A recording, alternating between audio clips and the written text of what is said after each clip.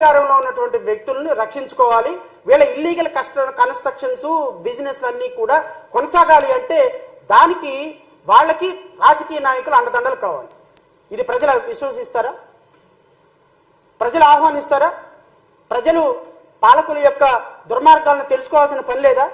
నేను ప్రభుత్వాన్ని రిక్వెస్ట్ చేస్తున్నా, ఎటు మన జేబు సమస్యలు ఏమి మాట్లాడు. నేను ఇంకొక మాట కూడా చెప్పాలి ఈ సందర్భంలో.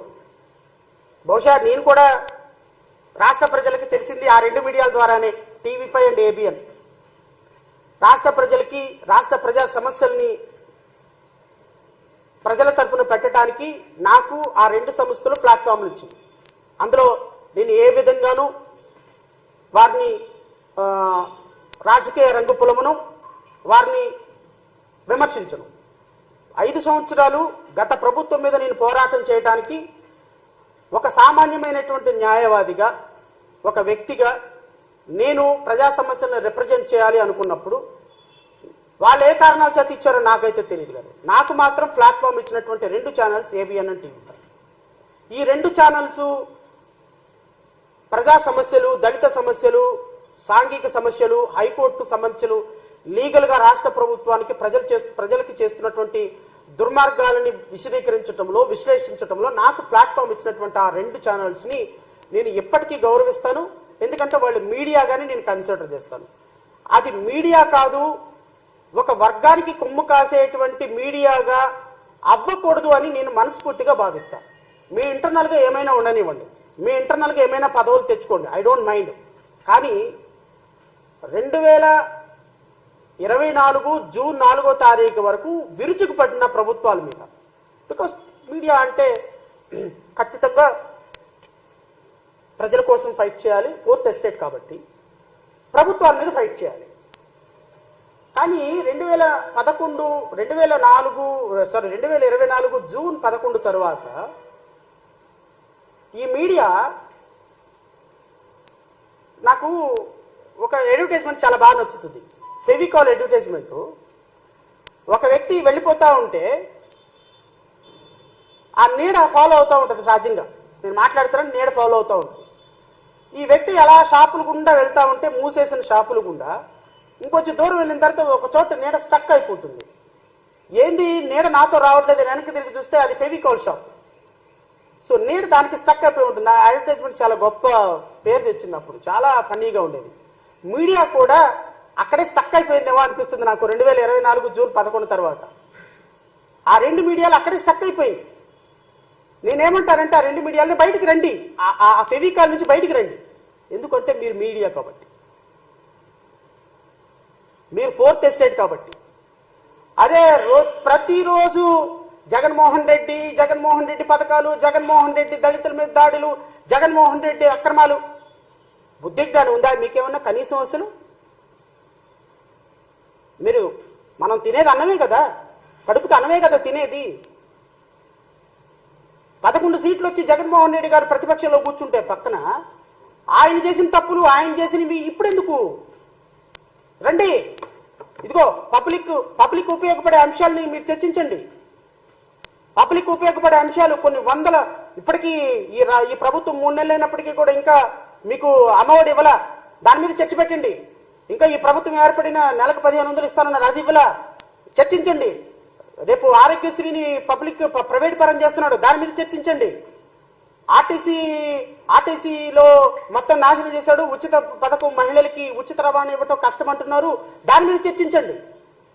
దాని మీద చర్చలు మానేసి వాడెవడో స్వామి అంట, వీడెవడో గత ప్రభుత్వంలో వీడియో కాల్ మాట్లాడాడంట, వీటి మీద పెట్టుకొని మీరు నిన్నటి వరకు మేము ప్రజాస్వామ్యం, ప్రజల కోసం పోరాడిన మీడియానా?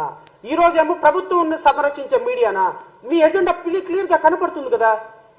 సో ఇప్పుడు నేను అనాల్సి వస్తుంది, మీరు నిజంగానే ఫెవికాల్ లాగా అక్కడ స్టక్ అయిపోయిన ఆ మీడియా, ఆ పార్టీకి సంబంధించిన కొమ్ముగాసే వ్యక్తులా మీరు అని. మీ యాజమాన్యాలు కూడా ఒకసారి ఆలోచించుకోండి. నేను మిమ్మల్ని విమర్శించటంలా మీకు అప్పీల్ చేస్తున్నా.